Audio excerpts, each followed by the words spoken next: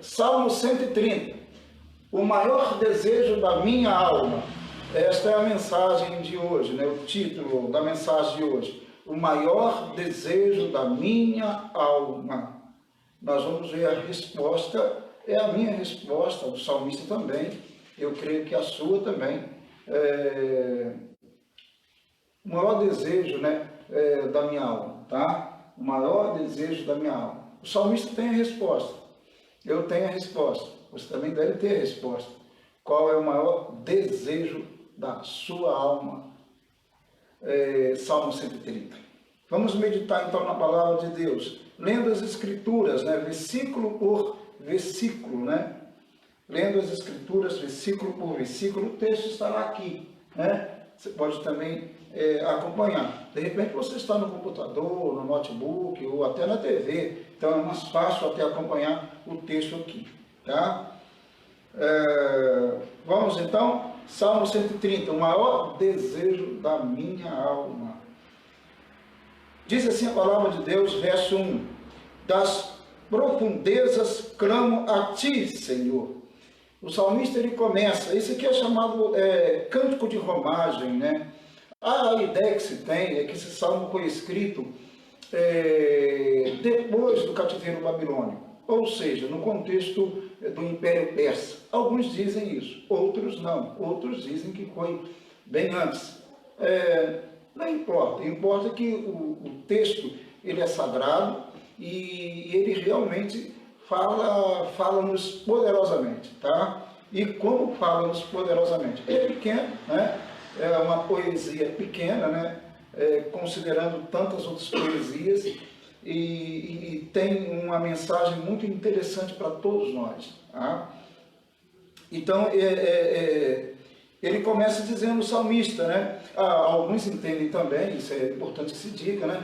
Que era um salmo cantado, era um cântico que as pessoas indo para Jerusalém, porque os judeus iam para Jerusalém, mais ou menos aí, geralmente eles faziam isso, né? Especialmente os homens, depois de uma determinada idade, eles iam para Jerusalém 3 vezes por ano, basicamente, né? Que eram umas 3 festas judaicas, tá? Então eles iam festejar, eles iam participar dessas festas, tá? Só para dizer, então alguns dizem que eles iam, um dos cânticos era esse daqui, eles iam cantando, louvando a Deus, tá? Então, e aqui o que dá a entender, nos primeiros versos, que o salmista está dizendo dele mesmo, está no singular aqui, e parece que ele fala com Deus relacionado a si mesmo, tá? Então ele diz, das profundezas clamo a ti, Senhor. Quer dizer, ele clama das profundezas. Quem nunca clamou a Deus? Quem nunca suplicou a Deus? Quem nunca, em momentos difíceis da vida, não clamou ao Senhor, não orou ao Senhor de uma forma intensa, buscando uma resposta de Deus? Quem nunca fez isso? Quem nunca fez?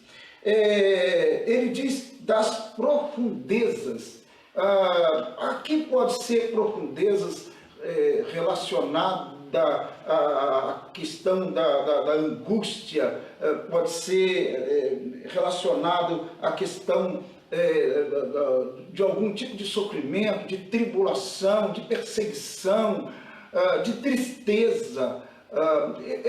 A ideia é que o salmista ele vivia um momento muito difícil, ele vivia uma situação abismal, né? Do abismo ele clamava, das profundezas ele clamava ao Senhor, ele implorava a Deus, ele pedia socorro a Deus, e nós, com certeza, eu já fiz isso muitas vezes ao longo dos meus 57 anos, quantas vezes eu clamei ao Senhor em momentos de angústia, de tristeza, de decepções, de tribulações, de enfermidade, ou minha, ou questões de família, né? Quando, por exemplo, eu sofri o acidente de carro, porque eu fiquei num estado realmente, assim, digamos, terrível, né? Entendeu? Cheio de cortes pelo corpo todo, politraumatizado, né? No crânio. Quer dizer, eu clamei ao Senhor. Quando eu voltei assim, eu clamei ao Senhor. Em outras fases da minha vida, eu clamei ao Senhor. Eu invoquei a Deus. E aí eu posso considerar essa expressão que ele usa, das profundezas clamo a ti, Senhor.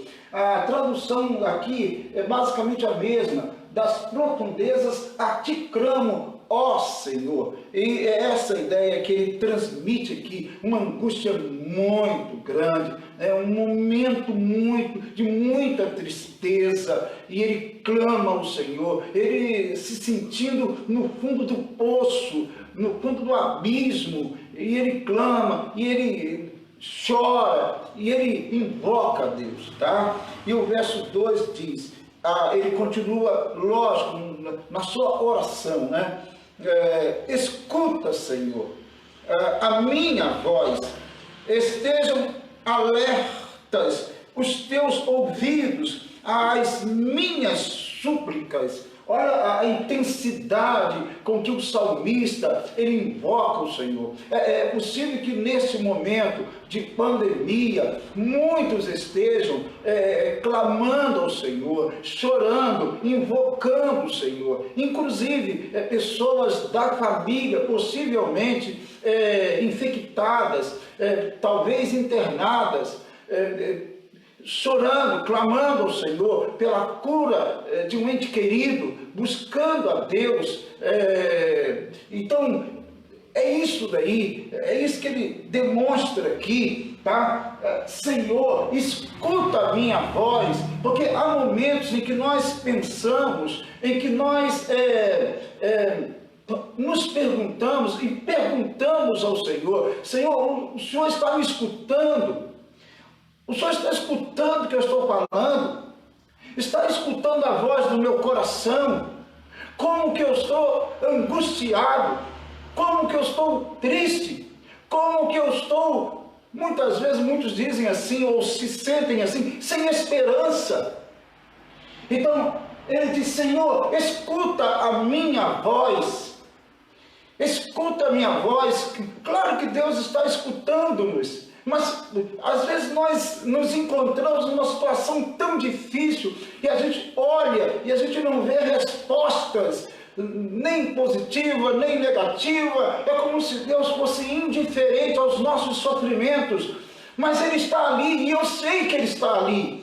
E o salmista, ele está clamando ao Senhor, escuta, Senhor, escuta a minha voz, estejam alertas os teus ouvidos, atentos os teus ouvidos, às minhas súplicas, ou seja, orações intensas, de intenso fervor ao Senhor, e é isso que ele diz, escuta, sejam os teus ouvidos atentos à voz das minhas súplicas. Ele orava ao Senhor, ele clamava ao Senhor. O texto não diz qual é a angústia do salmista. O texto não fala nem quem é o salmista. Alguns querem deduzir que era Davi, mas o texto não fala. Não há informações para isso.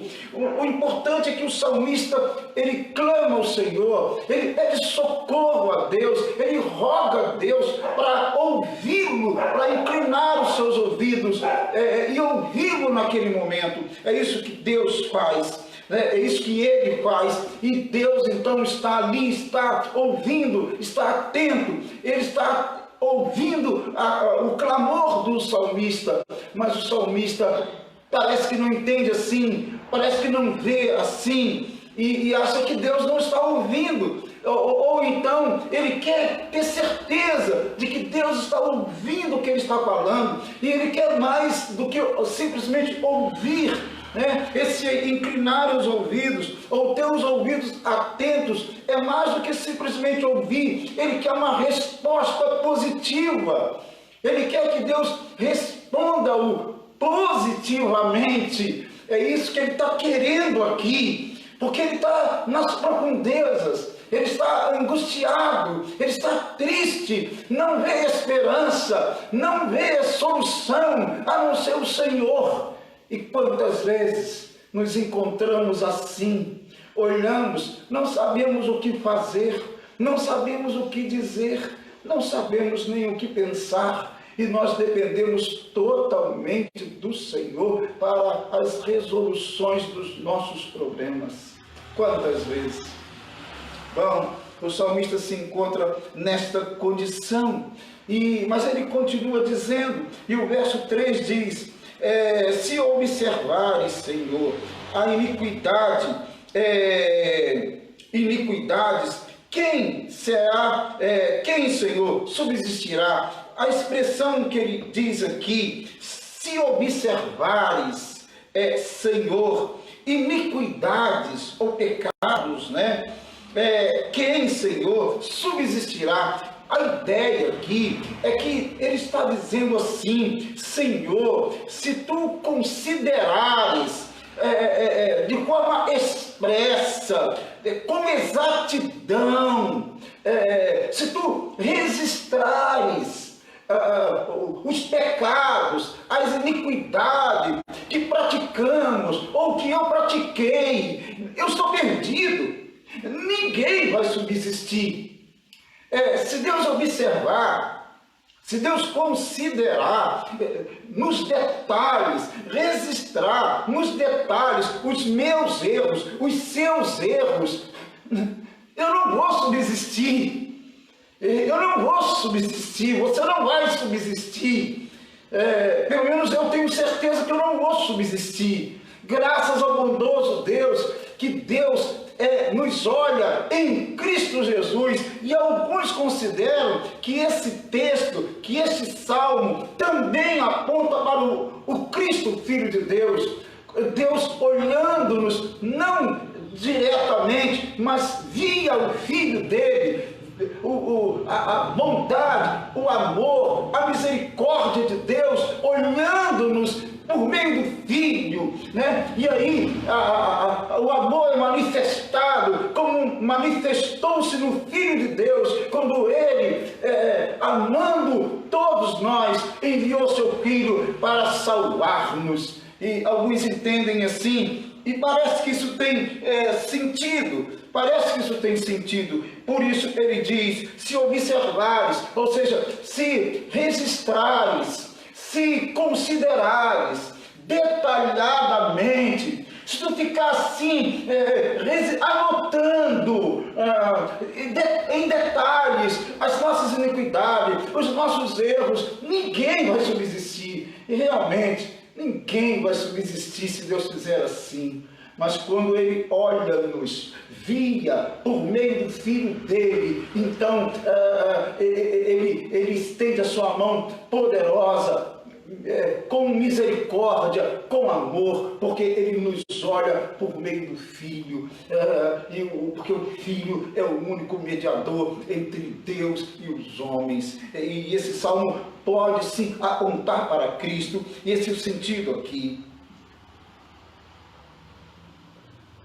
Bom, o texto continua dizendo, o verso 4 diz, contigo, porém, está o perdão, para que te temam. Ele diz, contigo está o perdão, para que te temam. Esse texto diz, mas contigo está o perdão, para que sejas temido.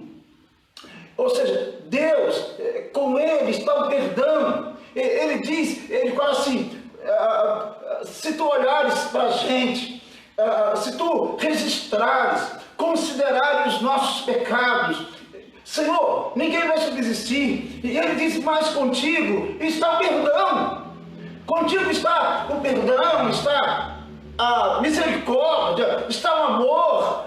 Contigo está, né, a possibilidade de sermos remidos, purificados, perdoados. Contigo contigo está. Ao mesmo tempo que o salmista coloca que se Deus olhássemos sem a misericórdia, sem o amor, entendeu? Todo mundo iria morrer, todo mundo iria estar perdido. Aqui mostra a degradação humana. Esse texto mostra a inclinação humana para o pecado. Quando ele diz, se Deus observares, está mostrando aqui a degradação humana, a contaminação humana, a corrupção do homem, a inclinação do homem ao pecado. Então, se Deus olhar assim, não tem jeito, ninguém escapa. Mas ele diz, mas contigo está o perdão, Senhor. Contigo está o perdão. Aí ele lembrou, contigo está o perdão. Tu és aquele que perdoa. Tu és aquele que perdoa. E ele continua falando, lembrando agora disso, contigo, porém, está o perdão para que te temam, para que tu sejas temido. Então, só temos condição de sermos perdoados se realmente nos arrependermos. Só temos condição de ser perdoados, purificados dos nossos pecados, se verdadeiramente nos rendermos aos teus pés. Senão não temos condição, devemos temer o Senhor, devemos buscar o Senhor de todo o nosso coração. Essa ideia aí que ele vai trazendo, trazendo-nos nesta poesia. Tá? O verso 5 diz, aguardo o Senhor, ele diz, aguardo o Senhor, e diz mais, a minha alma o aguarda, eu espero na sua palavra. Ele diz, a minha alma, eu aguardo ao Senhor, a minha alma o aguarda, e espero na sua palavra. Então, ele está aguardando o Senhor, a providência do Senhor, as decisões do Senhor, as respostas do Senhor, porque lembra lá que no início ele diz que ele estava nas profundezas, das profundezas ele clamava, de um momento de angústia, de tristeza, de tribulação, de aflição ele clamava. Então ele vai trabalhando o texto dele nessa direção e ele diz, aguardo ao Senhor, ou seja, eu espero o Senhor. Eu espero o Senhor. A tradução minha diz, aguardo o Senhor. Aguardo o Senhor. A minha alma o aguarda, o espera. Nada melhor quando você passa por situações na vida e você aguarda o Senhor, você espera nele, você não toma atitudes por si, não toma atitudes precipitadas, você espera, aguarda, você clamou, você orou, você tomou todas as decisões espirituais possíveis, você se direcionou ao Senhor, você o adorou, você pediu a ele socorro, o invocou. Então você deixa nas mãos dele e você o aguarda. Deus vai trabalhar enquanto você tem um hino que diz, e também há uma expressão bíblica que demonstra isso, enquanto você dorme, ele trabalha na sua vida. Enquanto nós dormimos, ele trabalha na nossa vida. É assim que Deus faz. Ele não para de trabalhar em prol do homem e em prol do bem do homem. Ele tem interesse nos seus problemas, nas suas preocupações. Por isso que a Bíblia diz claramente para lançar sobre ele toda a nossa ansiedade, tá? Toda a nossa ansiedade. Então o 5 diz, aguardo o Senhor. Ele não diz que aguarda fulano, cicrano, uma instituição, a religião, ou algo assim. Ele diz, aguardo o Senhor, a minha alma o aguarda, espera por ele. Uma alma que quer resposta, uma alma que quer alguma palavra, uma alma que clama a Deus. É isso que ele faz. Eu espero na sua palavra. A palavra do Senhor, a palavra do Senhor, não a palavra do homem, não, a palavra do Senhor. Muitos em momentos de aflições, de angústias, de tribulações, o que ele faz? Ele começa a ouvir vozes daqui, vozes dali, quando não para ouvir vozes espirituais do mal, né? Infelizmente, há muitos que param para ouvir vozes que não vêm da parte de Deus, não vêm da parte do Espírito Santo de Deus, né? Ou vozes de pessoas, né, que são usadas pelo inimigo muitas vezes, né, para poder tirarmos da presença de Deus ou da palavra de Deus. Nós devemos esperar, aguardar, como diz aqui, eu espero na sua palavra, esperar a palavra de Deus, o que ele vai falar, qual a resposta dele, pedir a Deus discernimento para entender, para ele nos direcionar em termos de aflições. Nesse tempo de pandemia, quantas pessoas têm se desesperado, quantas pessoas têm até tomado decisões lamentáveis, extremistas, infelizmente. Há alguns números que falam dos suicídios cometidos nesse período de pandemia e de outras coisas feitas, infelizmente, negativamente, nesse tempo de pandemia, decisões tomadas, atitudes que não são boas, lamentavelmente, né? Mas quando nós esperamos em Deus, quando nós esperamos no Senhor, na palavra dele, então a gente se acalma, né? A gente fica calmo, a gente se tranquiliza, esperando, porque Deus vai dar a resposta certa. Ele vai dar a resposta certa. Pode não ser, talvez, a resposta que eu queira ouvir, mas ele dará a resposta certa. A resposta certa muitas vezes não é a que eu quero ouvir, mas é a resposta que vem da vontade de Deus. Eu preciso entender e escutar o que Deus quer falar comigo, e aí vem a sua palavra. Aí entra no verso 6, que diz assim: a minha alma, olha bem o que diz o verso 6, a minha alma anseia pelo Senhor. O texto que foi cantado aqui, o cântico, né, que o Ilquias cantou, a minha alma anseia pelo Senhor, mais do que os guardas pelo romper da manhã. Todo mundo sabe, e é claro, naquele contexto, e neste contexto também não é diferente. Claro que hoje nós temos meios tecnológicos, naquela época não, mas imagine naquele contexto um guarda, um vigia, né? Ele ficava lá em um determinado lugar, no muro, por exemplo, ele ficava ali vigiando, passando a noite toda vigiando, ele não podia dormir.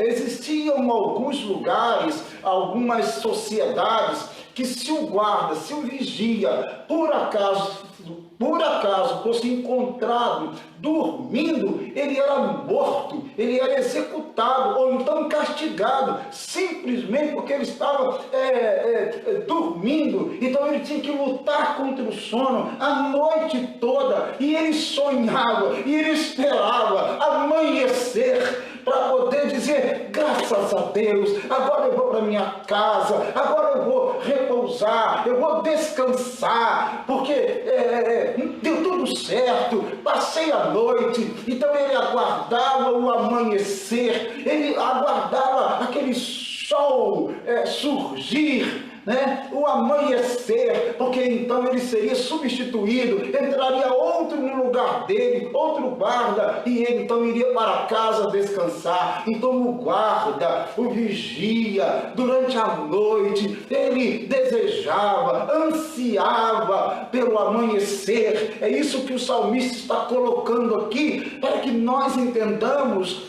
o que ele está querendo dizer. Ele diz: a minha alma anseia pelo Senhor, mais do que os guardas pelo romper da manhã, ou seja, pelo nascimento do sol. E repete, mais do que os guardas pelo romper da manhã. Aqui diz assim, espera Israel, eu mudei aqui, deixa eu voltar, 2 segundinhos, deixa eu voltar, né? A minha alma anseia pelo Senhor, mais do que os guardas pela manhã, mais do que aqueles que aguardam pela manhã. Diferente tradução, mas o sentido é o mesmo, né? Essa é a ideia. Então a alma dele desejava tanto a Deus, a alma do salmista desejava tanto a presença de Deus. Essa expressão, anseia pelo Senhor, é ansiar, é desejar ardentemente a presença de Deus,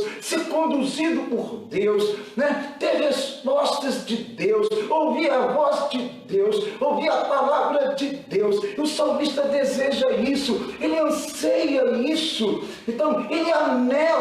Tem tradução que diz anela, a minha alma anela por ti. Essa expressão é mais do que o guarda, a minha alma. Então ele está dizendo, a minha alma anseia, a minha alma deseja mais, né? Mais o Senhor, mais a presença do Senhor, de sentir a presença dele, andar na presença dele, do que os guardas pelo amanhecer. Esse é o sentido. Você deseja o Senhor? O maior desejo da minha vida. Qual é o maior desejo da sua vida? Às vezes a gente fica observando as pessoas irem, por exemplo, elas vão nos templos. Quantas pessoas vão nos templos e buscarem, o que você vai buscar no templo? Eu estou buscando um carro. É um carro que você está buscando no templo? Sim, eu vou lá no templo e eu vou buscar um carro. E o que você vai fazer no templo? Eu vou no templo, porque lá no templo eu vou buscar uma casa, né? As pessoas estão pensando o quê? Que os templos, as igrejas são supermercados, talvez, porque lá parece concessionária, né? Ou supermercados, ou então lojas, ou então casa de construção, porque eles querem casa, eles querem carro. O maior desejo da minha alma. Qual é o maior desejo da tua alma? Hein? Quando você ia aos templos, hoje você não pode, de repente, né? Em muitos lugares não podem, né? Em muitos municípios não podem, né? Ir ao templo, as pessoas não podem ir ao templo, né? Ou aos templos. Qual o maior desejo da sua alma? Hein? Quando você ia nas reuniões, o que você buscava? O que você anelava? O que você desejava? Você já parou para pensar nisso? Você realmente desejava a presença do Senhor?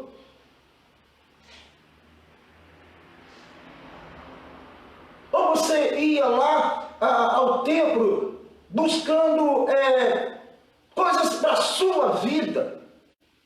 Ou simplesmente você ia e voltava, não mudava nada, não fazia diferença alguma para você? Ia numa reunião e não mudava nada, não fazia nenhuma diferença para você? A ideia do salmista, ela é muito profunda. A minha alma anseia pelo Senhor, deseja ardentemente o Senhor, busca o Senhor. O maior desejo da minha vida. Qual é o maior desejo da sua vida? O maior desejo, está muito claro, do salmista, o maior desejo da vida dele era estar, viver na presença de Deus, adorá-lo com todo o coração, com toda a alma. Esse era o desejo dele. Qual é o maior desejo da sua vida, meu irmão, minha irmã? Você ia ao templo para se projetar, para aparecer, para cantar, para tocar, para pregar, para dar estudo. E se não fosse isso, você não iria, de repente. Qual é o maior desejo da sua vida? Ele diz: a minha alma anseia pelo Senhor, mais do que os guardas pelo romper da manhã.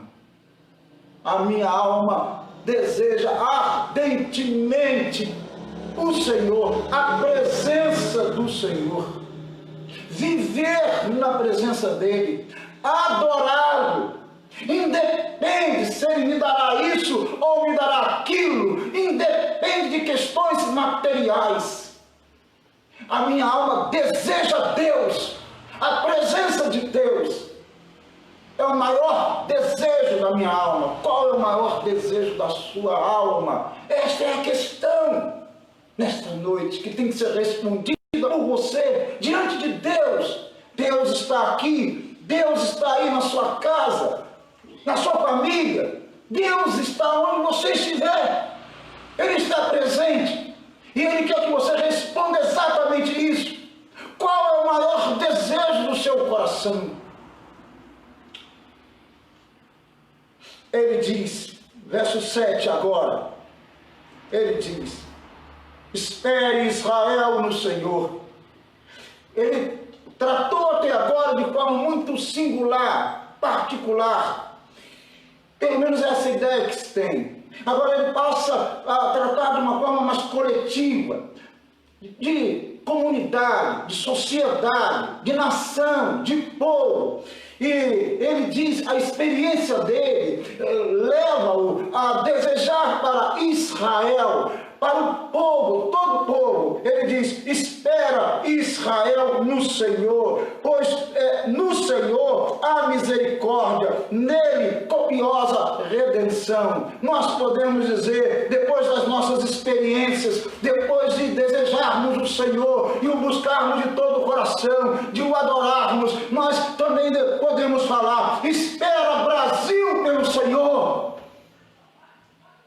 Espera Brasil pelo Senhor. Não espere no homem. Não espere pelas instituições. Não espere nem pelas religiões. Espere pelo Senhor, Brasil. Brasil. Espere pelo Senhor. Poderíamos dizer, depois de nossas experiências, depois de termos experimentado, depois de clamarmos o Senhor das profundezas, da tristeza, da angústia, então nós falamos ao povo, desejamos ao povo, rogamos isso: espera Brasil pelo Senhor. No Senhor há misericórdia, a graça no Senhor, nele copiosa redenção. Em Deus está a salvação. A salvação não está no homem, como eu disse, não está nas instituições, não está nas religiões, nas denominações. A salvação está no Senhor, e a igreja dele é portadora da palavra do Senhor, esta palavra de redenção. Então o que podemos dizer? É Ele, diz o salmista, e a gente termina com o verso 8. É Ele quem redime a Israel.